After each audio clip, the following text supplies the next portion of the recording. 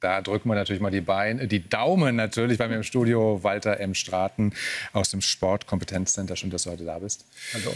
Ja, wie ist denn deine bisherige Bilanz der EM-Vorrunde ausgefallen? Was lief super und was vergessen wir lieber?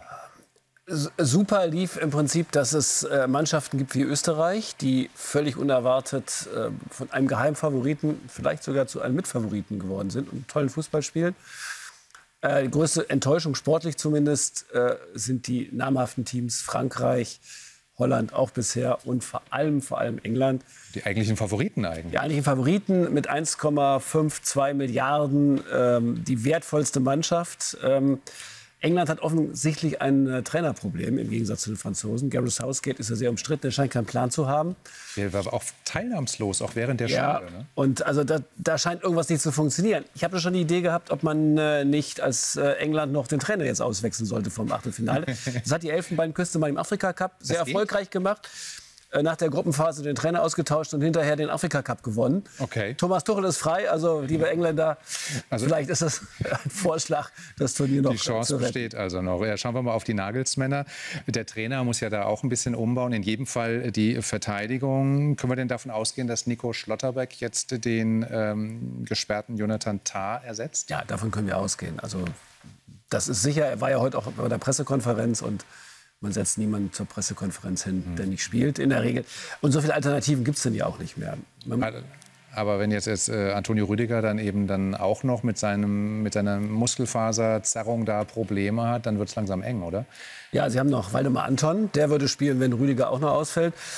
Unsere letzten Informationen aus dem Quartier sind, dass der DFB optimistisch ist bei Rüdiger. Er hat wohl einen Test bestanden. Und man weiß es natürlich, Muskelverletzungen sind immer schwierig. Aber ich denke mal eher Einsatz als nicht Einsatz. Richtig zu wissen, dass Mats Hummels jetzt nicht dabei ist? Den ja, klar. Gebrauchen, ne? Das ist natürlich immer eine Diskussion, die Julian Nagelsmann jetzt auf die Füße fällt. In dem Moment, wo du 1 bis 2 Ausfälle in der Abwehr hast, werden alle sagen, wir auch übrigens, ja, hättest du jetzt mal den Hummels.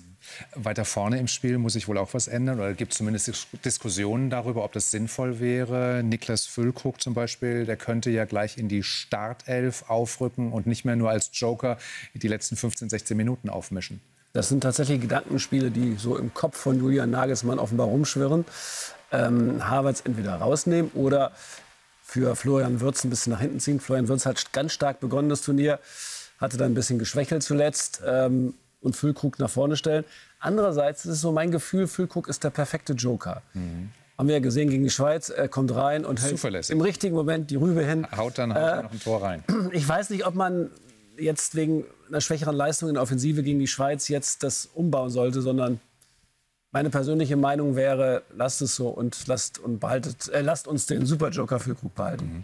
Wie beurteilst du denn die Regelung, dass jetzt die Kapitäne, wenn eine gelbe Karte verteilt oder so, nur die Kapitäne zum Schiedsrichter vorgehen dürfen, um halt so eine Rudelbildung auf dem Platz zu vermeiden? Ist das eine sinnvolle Maßnahme, die man vielleicht auch in den Liga-Alltag übernehmen könnte? Ja, absolut. Das ist eine der positiven Erkenntnissen dieser EM. Man sieht ja, wie wenig, außer gestern beim Spiel Türkei gegen Tschechien, wie wenig da los war.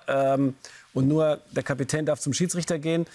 Ich finde, das müsste die Bundesliga auch übernehmen. Am besten schon ab kommende Saison, kostet ja nichts. Weil das ist wirklich eine Erleichterung für Zuschauer und auch für den Rhythmus des Spiels. Weil Rudelbildung kostet wieder Zeit, unterbricht den Rhythmus.